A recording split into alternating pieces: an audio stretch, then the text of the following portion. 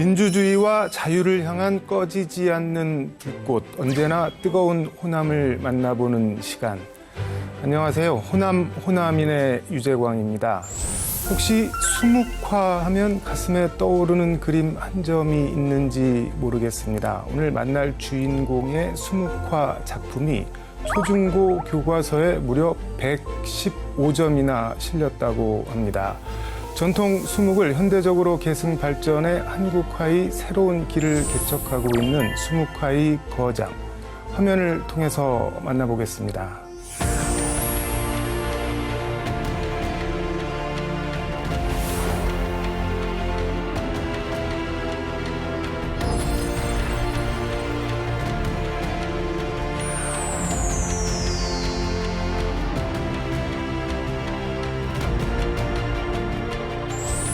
어서 오세요. 네, 안녕하세요. 지금 광주시립미술관에서 개인전이 열리고 있다고 하는데 일단 어떤 전시회인지 그 소개부터 좀 들어볼게요. 광주 시립미술관에서 4월 4일부터 8월 13일까지 네. 5달 동안 김호석 초대전을 지금 열리고 있습니다. 전시 제목이 검은 먹 한 점 이렇게 돼 있던데 검은 먹 사이에 쉼표가 있고 한 점 이렇게 돼 있던데 뭐 좀 심오하게 보이기도 하는데 무슨 뜻일까요 이게? 서예나 그림에서 가장 중요한 것이 먹으로 점을 찍어놓은 것으로부터 시작한다. 네. 그래서 그것이 처음이면서 마지막 도달할 수 있는 접점이 아니냐. 그래서 저는 처음의 마음을 초심을 수묵화를 배웠을 때의 초심으로 돌아가지만 우주 만물의 원형인 먹점 한 점이 곧 나 예술의 완성으로 다가가기를 원한다. 이런 뜻을 좀 담고 있습니다. 수묵화는 어떻게 정의를 할 수 있는가요? 수묵화는 먹으로 그린 그림을 말을 하는데요. 네. 소나무 송진을 태워서 만든 그을음에다가 악교를 섞어서 굳힌 고형체인데 네. 그러니까 불로 태워서 만든 그을음을 물로 그림을 그린다. 이것은 서로 다른 불과 물이라고 하는 서로 완전히 상충된 상극의 두 가지 재료를 가지고 종이 위나 비단 위에서 조화를 꾀한다, 균형을 꾀한다. 그런 점에서 우주 자연의 질서와 가장 일치하고 있는 분야라고 저는 생각을 합니다. 호남인 지금부터 키워드를 통해서 네. 김호석 화백님을 좀 들여다보도록 예. 하겠습니다. 첫 번째 인생 키워드, 나를 혁명하라? 어떤 의미입니까? 내가 완성하고 내 스스로가 어떤 것의 주체가 되지 않는다면 어떤 판단도 할 수 없고 어떤 가르침도 할 수 없다라고 생각을 해요. 그래서 스스로 내가 봄이 되면 세상이 봄이 될 것이다라고 하는 생각으로 그런 마음을 가지고 있습니다. 내가 봄이 되면 세상이 봄이 된다. 예. 오늘 계속 심오하게 나갈 것 같은 느낌이 드는데 보통 수묵화 하면은 뭐 자연, 산수 이런 거를 많이 떠올리는데 선생님 작품은 역사, 현실, 사회 이런 것들을 표현한 게 많다고 제가 들었습니다. 내가 살아온 이 땅의 역사와 앞으로 살아가야 할 미래에 대한 희망 같은 것을 작품으로 그리는 것이 저의 사명이고 그것이 전통을 과거에 머무르지 아니하고 비록 과거 이야기라 할지라도 현재 우리에게 던져주는 의미는 이런 걸 생각하는 그런 작가군이어서 그런 쪽으로 나아가고 있습니다. 그림을 하나 보면서 좀 얘기를 하겠습니다. 모기는 동족의 피를 먹지 않는다. 그런 작품인 것 같은데 어떤 의미의 작품인가요, 저거는? 이 작품이 두 작품이 하나로 세트로 이렇게 엮어져야 돼요. 네. 근데 오른쪽에는 탄착군을 형성한 0점 표적지에 여러 발이 총알이 박아 있는 그림이 있고 왼쪽에는 모기가 현재 완전히 죽지 않은 모습으로 그려져 있는데 모기는 동족의 피를 먹지 않는다. 근데 그 앞에는 누구는 누구의 피를 먹는데 이런 것이 생략되어 있는 은유의 그림입니다. 이번 전시회에서 또 대나무 연작을 발표하셨는데 민주주의와 관계된 그림인가요, 그러면? 충신이 죽으면 네. 대나무가 나온다. 대나무가 꺾이면 한국 사회에 희망이 없다. 뭐 이런 의미가 여러 가지가 있어서 네. 저로서는 5.18이라고 하는 숭고한 민주주의를 지키기 위해서 부정과 싸웠던 불의와 싸웠던 그 사람들이 아마 미래가 되면 네. 세계 인권 역사에서 대나무와 같은 존재로서 자리매김될 것이다라고 하는 나름대로의 생각이었습니다. 김호석 화백님 두 번째 인생 키워드 삶과 예술이 하나다. 이거는 어떤 뜻일까요? 제 스스로가 그림 작업만 하고 있는 사람으로서 스스로 동의하지 못하는 그림, 그리고 그 예술이 나의 삶과 일치하지 않는 그림은 생명력이 약하다고 보고 있거든요. 그래서 그림 속에서 맑음을 추구하려고 하는 것처럼 제 스스로도 가급적이면 상대에 대한 존중과 배려, 그리고 맑음을 통해서 저를 만난 분들이 오늘 김호석이를 만났는데 참 기분이 좋았어. 네. 이런 느낌이 혹시 저에게 주어진다면 얼마나 좋을까. 그게 이제 제가 생각할 때 삶과 예술이 일치하는 가장 작은 출발이라고 생각합니다. 고향의 뭐 경험이나 유년 시절의 기억 그런 것도 영향을 미친 게 있을까요? 아주 어릴 때부터 서당을 다녔고 서당이요? 조선의 정신이란 무엇인가에 대해서 좋은 교회의 교육을 받을 수 있는 기회가 있었어요. 그래서 제가 살았던 집이 지금도 보물로 지정되어 있는데 그 민간 향약을 고려 말대에 시작했던 집에서 제가 컸어요. 거기가 어딘가요? 전라북도 정읍 7부입니다. 나보다도 먼저 남을 생각하고 배워서 남을 주어라라고 하는 가치관을 어릴 때 이제 심어주어서 그 부분이 예술에서도 아마 부지부식간에 저에게 영향을 주지 않았을까 이런 생각을 해봅니다. 가정 형편이 어려워서 학창 시절에 극빈 체험을 뭐 많이 했다 이런 인터뷰를 제가 봤는데 뭐 어떤 체험을 하셨길래? 제가 생각할 때 네. 집안이 어느 날 갑자기 어려움에 처했을 때 어떠한 일도 해야 된다라고 하는 큰아들로서 해야 된다는 생각을 하고 노동자를 그리고 농민을 그리고 일하는 사람을 그렸을 때 제가 실제로 그러한 험한 일을 경험한 사람 입장에서 어떻게 일을 할 때 목에 힘줄이 어떻게 쓰고 눈발은 어떻게 하고 머리는 어떻게 휘날리며 손끝의 힘줄은 어떻게 움직이는가를 하나하나 관찰했던 경험이 결국은 예술의 자양분으로 돌아오더라. 그래서 저는 그것 또한 나에게 준 선물이구나 이렇게 생각합니다. IMF 시절에 함께 가는 길이라는 제목으로 전시회를 여셨는데 그림을 보고 뭐 이럴 여유가 있을 사회가 아니었는데 왜 이렇게 인기를 얻었을까요? 저는 작품을 할 때 가장 절박한 것으로부터 출발하거든요. 사회가 해체되고 가정이 해체되는 상황 속에서 가정의 소중함을 같이 느끼면서 앞으로 새로운 희망의 불씨를 지피자 이런 생각을 하면서 그림이 팔리지 않아도 좋으니 꼭 이 전시를 해야 되겠습니다라고 해서 화랑 주인과 공감을 했고 전시를 했는데 그 서울역에서 노숙을 하고 있는 분부터 시작해서 우리 사회의 어두운 구석에 있는 사람들 정말 함께 간다고 생각하면서 따뜻하게 전시회를 같이 열었는데 제 전시 중에서는 최고의 감동적인 전시장이었습니다. 그리고 가장 많은 작품이 의외로 팔지 않겠다고 했는데 팔렸던 전시회입니다. 그때 전시회에 나왔던 그림 중에 하나 수박씨를 뱉고 싶은 날? 예. 이 그림 상당히 푸근하고 보기 좋던데 이거 소개 좀 해주시죠. 초등학교 교과서, 5, 6학년 교과서에 지금 실려있는 작품인데 그러면 해설이 따뜻하고 일상적인 것, 누구나 경험할 수 있는 것이 예술의 소재로 쓰인다는 것이 굉장히 미래의 희망이다라고 하는데 네. 이 작품 속에서는 네. 비수와 같은 칼날도 숨어 있습니다. 어떤 그러니까 수박 하나를 10,000원을 주고 사면 네. 네 쪽을 일주일 동안 가족들이 먹으면서 이 수박의 붉은색을 샅샅이 긁어먹을 정도로 교육을 받고 그렇게 이제 깨끗이 먹고 있는데 그날 저녁에 배달되어 온 석간신문을 보니 정치인의 아들이 대기업으로부터 몇십억 원의 돈을 받아서 구속되었다라는 기사가 신문지에 있어서 얼마 주지 않고 사온 이 수박을 먹으면서 우리는 쪼개고 냉장고에 넣어놓고 먹는데 어느 누구는 네. 유명이라는 이유 하나 때문에 몇십억으로 돈을 이렇게 쉽게 받는구나. 그래서 구속되고 있구나. 그래서 세상에 대한 약간의 분노, 이 분노를 어떻게 가족들이 치유할 것인가에 대한 문제도 좀 던져보고 싶었는데 숨어있는 에피소드입니다. 화백님 세 번째 인생 키워드 금기에 도전하라를 네. 꼽아주셨는데 어떤 예술은 네. 철저하게 금기와 터부에 대한 도전이고 지난 역사 속에 있었던 미술사적인 성과물과의 도전이라고 생각이 들어요. 네. 안 된다고 생각하는 것이 왜 안 되는가에 대한 물음.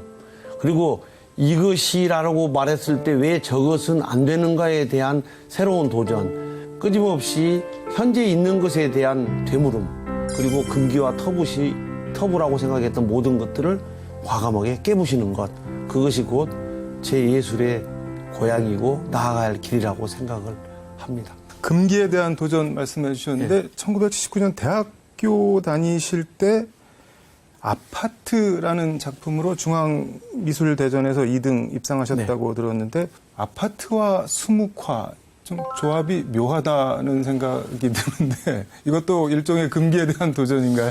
그렇습니다. 밤 풍경을 그리지 말아라. 그것이 오랫동안 왜라는 이유가 없으면서도 금기시 되어 왔어요. 동양의 정서 속에서 된다라는 것보다도 안 된다고 하는 것들이 우리의 삶 속에 많이 있잖아요. 네. 근데 이것이 왜 안 되는가에 대한 타당한 긍정적 이유가 없는 상태에서 그냥 언어로서만 우리에게 이렇게 잠식된다면 그것 또한 재검토돼야 될 것이 아닌가. 그래서 아파트는 도시 풍경이라는 것이 유유자적한 삶을 그렸던 시대 속에 현실에 대한 것을 과감하게 그림으로 끌어들인 것도 거의 처음이었고, 거기에 사용하고 있는 필법 또한 전통적인 필법이 아니고 위에서 먹물을 뿌리거나 밑에서 쭉쭉 긋거나 또는 동양화 분만을 가지고 그린 것이 아니고, 이런 종이조차도 화선지나 한지만 사용한 것이 아니어서 네. 시대에 대한 실험이라고 생각을 해서 했는데, 결국은 작가는 자기가 옳다고 느끼는 것은 그냥 꿋꿋이 가는 거거든요. 사실은 그 그림이 상을 받고 난 뒤부터 네. 어떤 내가 하는 일에 대한 자신감이랄까? 약간의 당위성 같은 것이 조금 찾아지기도 했어요. 1979년도에 아파트를 수묵화로 그리셨는데 저기 혹시 동네가 실질적으로 있었던 지금 처음에 압구정동 현대 아파트가 개발됐을 당시입니다. 매일 저녁에 가서 스케치를 해서 그림을 그렸던 실경입니다. 그 당시에 제가 어려워서 현대 아파트에 아르바이트를 꼬마들을 가르치러 다니면서 네. 가서 저녁에 올 때마다 그래 현대성, 우리의 지금의 모습, 그리고 밤이 주는 따뜻함, 그리고 저 불빛이 기다리고 있는 사람에 대한 마음, 이런 것들을 1970년대라고 하는 부의 상징, 투기의 대상, 부정과 긍정이 여러 가지로 점철되었고, 그 136번 버스를 타고 이제 제3한강교를 건너갈 때 일했던 많은 노동자들이 가득 태우고 갔던 버스 속에서의 그 사람들의 느낌 같은 것을 같이 느끼면서 그리려고 했었던 그런 생각이 납니다. 정약용, 김구, 안창호, 신채호 이게 전부 선생님들이 그린 역사적인 인물인데 역사적인 인물 초성화를 이렇게 많이 그리는 거는 또 어떤 이유가 있을까요? 진정으로 우리 역사 속에서 사표가 될 만한 분이 없단 얘기인가. 과거의 전범으로서의 정신적인 혁혁한 공을 세웠던 역사 속의 인물들을 그리는 것이 사표를 보여주는 것이 또 다른 희망일 수 있겠다 해서 역사 속에 걸어 나온 사람들이라는 제목을 가지고 전시를 했고 책을 출판했는데, 그게 고등학교 이렇게 장문 시험에 논술에 소개를 해서 필독서가 한번 된 적도 있었고, 서울에서 발행하고 있는 신문에 그 톱기사를 써주어서 많은 관람객을 유치했던 그런 전시로 기억합니다. 우리 전통 초상화 기법을 제대로 구현하려고 전통 한지를 직접 복원하셨다는 말을 들었는데 지금 우리가 쓰고 있는 화선지랑은 좀 차이가 많이 나나요? 전통 한지가? 화선지라고 말하는 자체가 60년대부터 쓰는 용어입니다. 그리고 화선지는 네. 우리나라의 종이가 아니고 일본 사람들이 좋아하는 방식으로 제작한 종이인데, 이 종이의 원료는 90%가 폐지입니다. 양지. 이 종이는 심각합니다. 보존성이 없죠. 조선 한지의 장점은 세상 어느 나라의 만든 종이보다도 가장 생명력이 길다, 오래간다, 질기다. 그런데 이 종이는 사용하기에 너무 불편하다. 왜? 보풀이 많고 질기고 섬유가 길다 보니까 먹이 잘 먹지 않는다. 네. 먹이 먹지 않는 종이를 표면 처리를 해서 먹이 먹도록 만드는 것이 있다고 한다면 이 종이는 그림 그리는데 최적이다. 그래서 단원이나 겸재나 추사 같은 사람들이 이 종이에 글씨를 써서 지금까지 1000년 동안 유지되고 있는 거 아니겠습니까? 그래서 저는 그 운동을 열심히 하고 있습니다. 한지를 부활하자. 지금 우리가 알고 있는 종이는 한지가 한 장도 없다. 한 장도 없나요? 없으면 못 만듭니다. 말씀하신 대로 글씨가 안 써지는 거를 글씨가 잘 써지고 먹이 잘 배게 만들려면 그럼 어떻게 해야 되는 건가요? 디딜방아로 방망이질을 해서 밀도를 높이고 섬유의 층을 이제 치밀하게 만드는 방법인데 그것은 제가 독특한 기술을 배워서 알고 있습니다. 뭐 도침 이런 용어를 예, 도침은 이게 두드린다. 그래서 도침 기법인데 네. 오래된 10년 이상 썩 부어서 마지막 남은 녹말을 풀 쏘아서 네.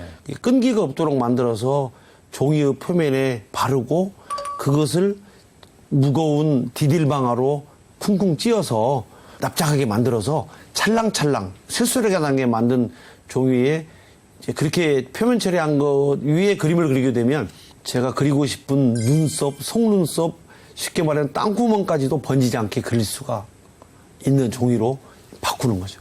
이 도침 기술을 정식으로 특허를 받으셨다고 예, 제가 특허를 가지고 있습니다.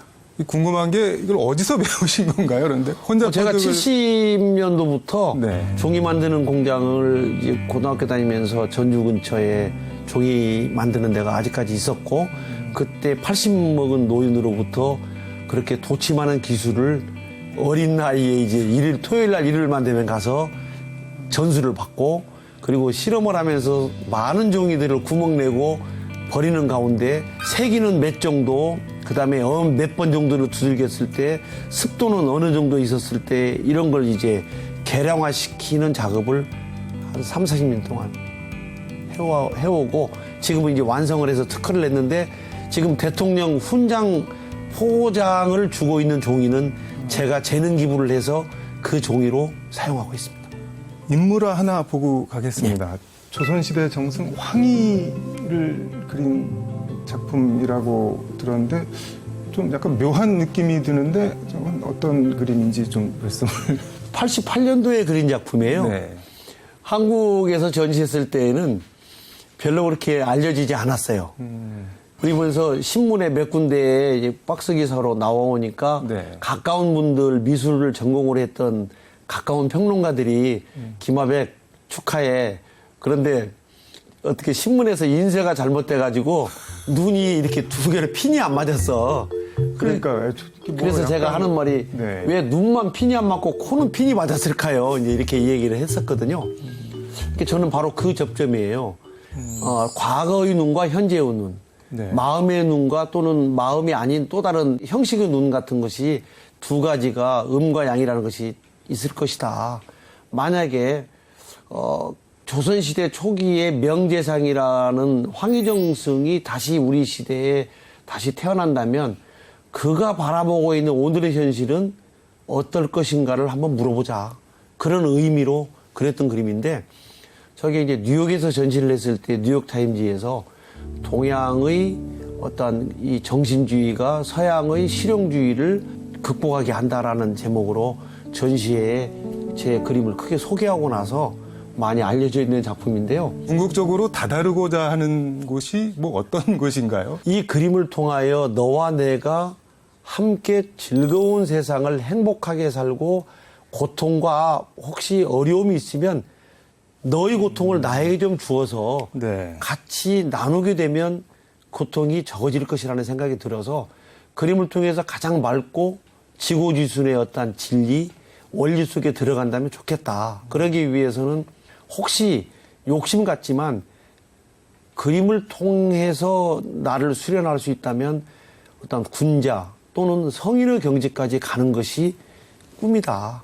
그렇게 된다면 그림 한 점을 통해서 많은 사람들이 함께 즐거움과 고락을 함께 한다면 그 또한 세상에 태어난 보람이 있지 않겠느냐. 이러한 원대한 꿈은 갖고 있습니다.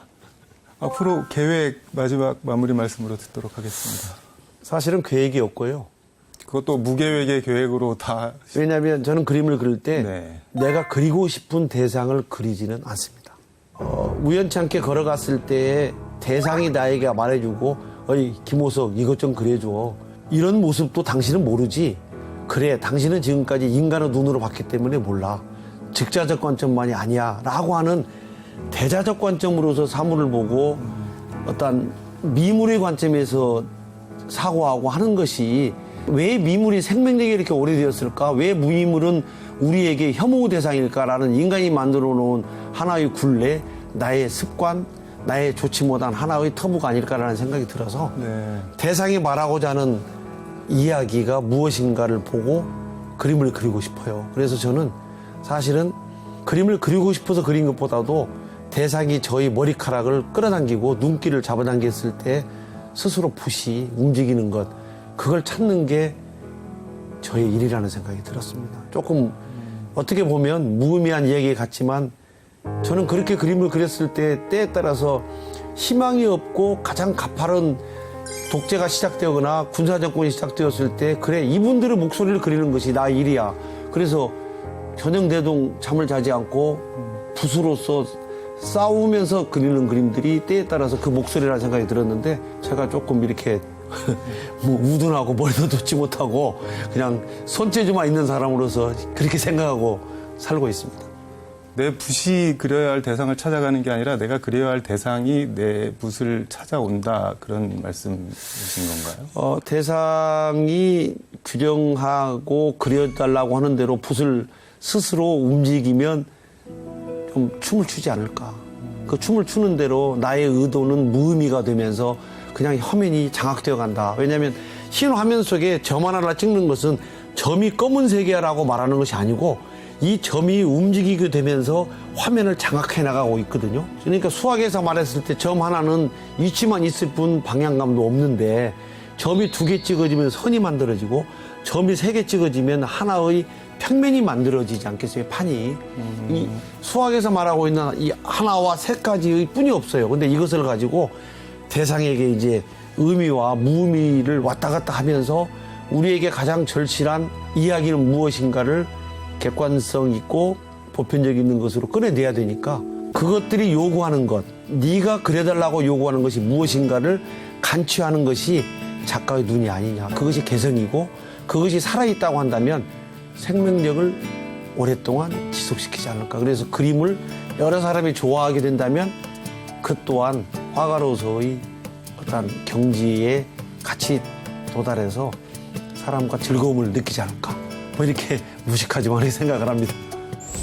내 예술의 모든 고향은 결국은 내가 자라났던 호남인 거죠. 그 장소에는 항상 넓은 들이 펼쳐져 있었고 어머니의 품 같은 낮은 산들이 펼쳐져 있고 그리고 물과 새가 우는 곳이어서 저는 그 속에서 배웠던 것 중에 하나가 어머니의 마음, 지극함, 다음에 정성스러운 것, 이런 어떤 은미한 세계에 대한 그 작은 목소리조차도 놓칠 수 없는 따뜻한 어떤 이야기들. 그래서 지금 그림을 그리고 있지만 결국은 내가 다가가고자 하는 그 접점은 어릴 때 컸던 호남에서 배우고 익혔던 그 정서를 어떻게 올곧게 세계화시킬 수 있고 한국화시킬 수 있느냐에 대한 그 질문을 풀어가고 있는 곳이죠. 오늘 김호석 화백님하고 얘기 나눠봤는데 개인적으로 좀 뭔가 심오해지는 듯한 뿌듯한 시간이었습니다. 오늘 말씀 정말 잘 들었습니다. 고맙습니다. 네, 감사합니다. 저는 다음 주에 더 좋은 모습으로 호남인에서 찾아뵙도록 하겠습니다. 고맙습니다. 이거 제가